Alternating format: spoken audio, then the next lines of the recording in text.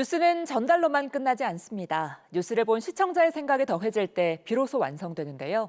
YTN을 향한 시청자의 목소리를 듣고 YTN이 답하는 시청자 톡톡 Y 시간입니다. 오늘은 어떤 의견이 들어왔을까요? 지금 바로 확인해 보시죠. 안녕하세요, 황지연입니다. 뉴스를 보다 생긴 궁금증, 이 시간에 속 시원하게 풀어드리겠습니다. 그럼 시청자 톡톡 Y 첫 번째 보도부터 살펴볼까요? 의료원 중앙공급실에서 각 병동으로 보낼 의료 소모품 분류 작업이 한창입니다. 병원 전체의 물품 공급을 책임지는 곳인데 최근 주사기 등 필수가 돼버린 플라스틱 계열 의료 소모품 수급에 빨간불이 켜졌습니다. 석유화학 제품인 나프타를 원료로 쓰다 보니 이란 전쟁 여파로 원자재 수입길이 막힌 탓입니다. 이란 전쟁 여파에 원료 수급의 차질을 빚다 보니 의료 소모품 공급에도 영향을 주고 있습니다. 전쟁 초기에는 발주 물량의 절반만 들어오는 심각한 품귀를 겪었고 지금은 그나마 80% 수준까지 회복된 상태입니다. 이란 전쟁 여파로 막막해진 나프타 수급 파장이 의료 현장에 미친 영향을 짚은 보도였는데요. 관련해 의료 소모품 수급 불안에 대한 정부 대응은 어떤지 궁금했다는 시청자 의견이 있었습니다. 이란 전쟁이 가져다준 영향, 그 기간이 길어지며 더욱 깊이 체감하고 있는데요. 주유소를 가기가 두렵고 심지어 종량제 봉투 대란이 일어나기도 했죠. 이러한 일상을 위협하는 문제가 의료 현장에서도 목격된 겁니다. 정부는 어떤 조치를 취하고 있는지 궁금한데요. 지난달 보건복지부는 제8차 보건의학단체 간담회를 열고 이란 전쟁 이후 의료제품 공급 안정화 현황을 점검했습니다. 주사기, 수액백, 약포지, 투약병 등 필수 의료제품의 수급 상황과 대응 방안이 집중 논의됐는데요. 의료제품 생산에 필요한 원료를 최우선 공급하는 조치를 6월까지 유지할 예정이라고 합니다. 이러한 조치 이후 주요 의료 소모품 생산량이 빠르게 회복되고 있다고 하는데요. 의료제품 재고 현황 2차 조사 결과에 따르면 주사기, 수액 세트 등 대부분의 주요 품목 재고량은 전년 대비 89에서 105% 수준을 유지해 의료 현장의 제품 수급 상황은 안정적인 것으로 확인됐습니다. 재고율은 주사기 89%, 의료 폐기물 전용 용기 103%, 수액 세트 104% 등으로 조사됐습니다. 그중 주사기의 경우 상위 10개 제조사의 생산량이 전년 대비 일평균 16.6% 증가했다고 하는데요.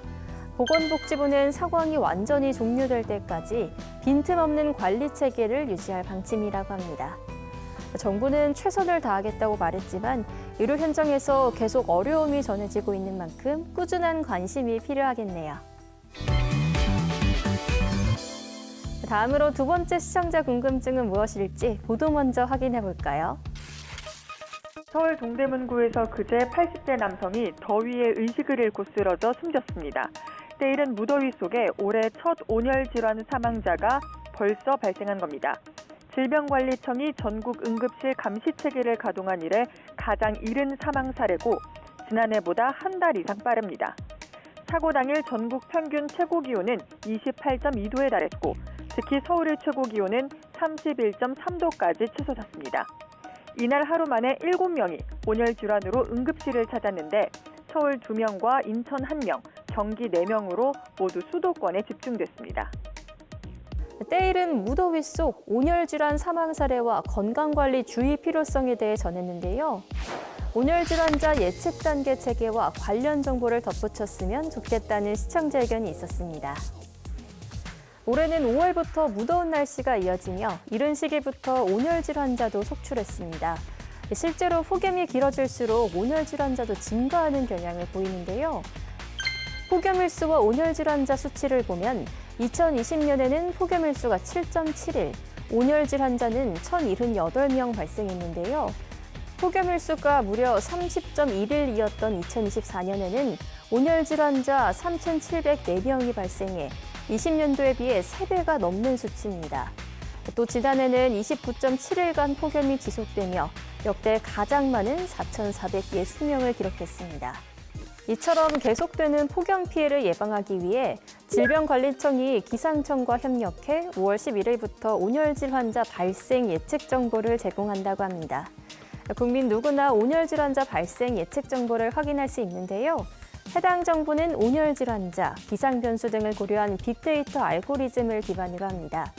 전국 및 17개 광역자치단체의 온열 질환 발생 위험도를 4단계로 구분해 오늘부터 3일 뒤의 정보까지 제공합니다. 그렇다면 단계별 자세한 내용을 알아볼까요? 1단계부터 4단계까지 온열 질환 발생 가능성이 있는 수준부터 현저한 피해가 예상되는 수준으로 나뉩니다.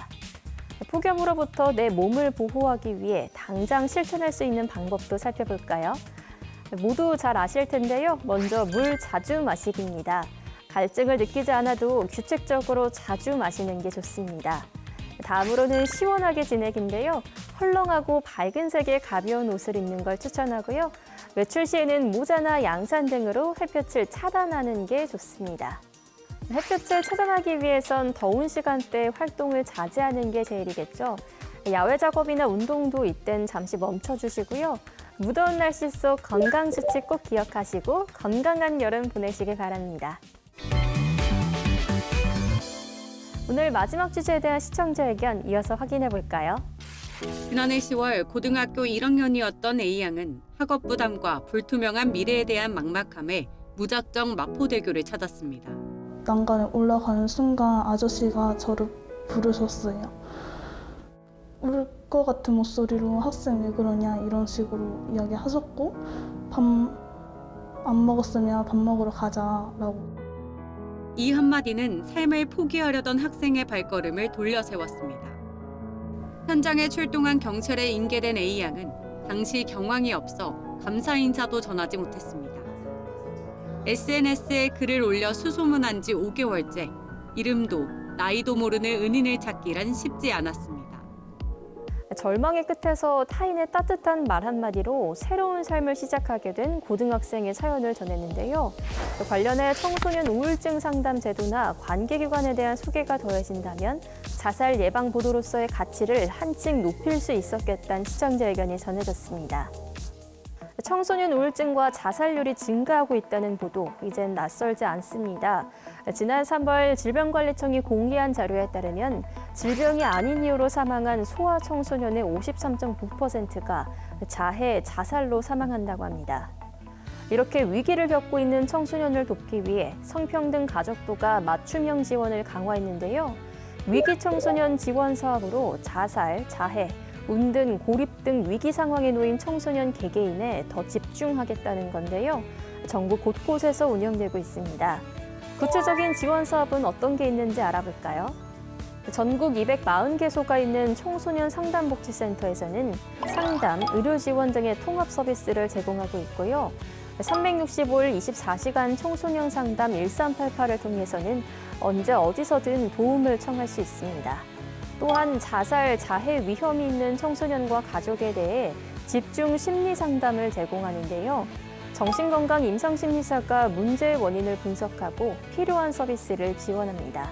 우울과 불안으로 어려움을 겪는 청소년을 위한 기숙형 치유시설 청소년 치료 재활센터도 운영되고 있는데요.